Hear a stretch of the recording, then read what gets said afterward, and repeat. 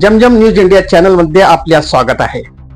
सर्वात प्रथम मी आपल्याला ही स्क्रीनवर जे फोटो आपल्याला दाखवायला लागलो व्हिडिओ, त्या व्हिडिओवर आपण असं कळते की हा भाग सोलापूर शहरातील डॉक्टर बाबासाहेब आंबेडकर चौक ते पासपोर्ट ऑफिस पर्यंतचा हा रस्ता आहे। या रस्त्यावर स्मार्ट सिटीच्या अंतर्गत कमीत कमी मला वाटते 3 ते 4 महिने झाले काम पेंडिंग पडला होता।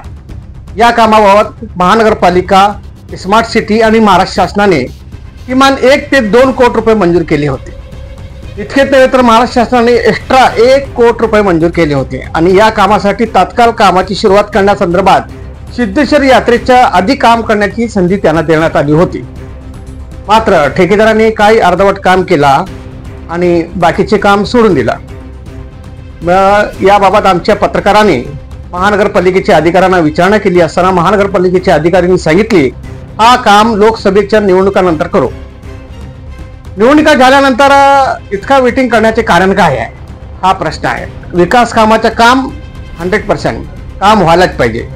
इलेक्शन असू दे, कोणत्याही प्रकारची आणीबाणी असू दे, नियमाप्रमाणे लगेच 2-3 दिवसात कामाला सुरुवात करणे हा बंधनकारक असताना ठेकेदारांनी जाणून बुजून हा काम 3 महिने विलंब लावला आणि महानगरपालिका सुद्धा याकडे निष्काळजीपणा केला। त्यामुळे मी म्हणजे 2 दिवसापूर्वी जमजम न्यूज चॅनलने या संदर्भात आम्ही बातमी प्रसारण केली होती। बातमीची दखल घेतल्यानंतर महानगरपालिका आयुक्त सध्या परदेश दौऱ्यावर आहे। त्यांनी तिथून ही बातमीची दखल घेऊन तात्काळ कामाला सुरुवात करण्याचे आदेश 2 दिवसापूर्वी दिली आणि हा काम सुरू आहे। आपण बघू शकता, आपण त्या कामाला सुरुवात झालेली आहे।